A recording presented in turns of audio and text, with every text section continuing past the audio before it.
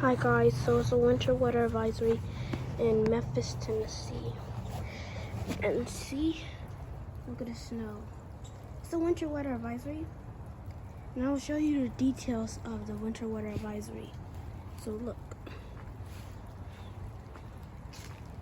So please go outside if you're in Memphis, Tennessee. This is a winter weather advisory.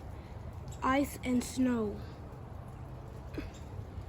Not so heavy over here, but the snow is heavy, but the ground is not having a lot of snow. So you see in the backyard, look at this, there's snow.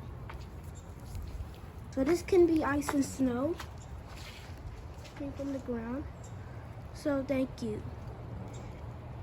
Thank you for looking at this. If you're in Memphis, please go outside and have some fun and enjoy. We're gonna have several hours of snow. Cold air is coming. Winter weather advisory and airport warnings. Thank you for checking out.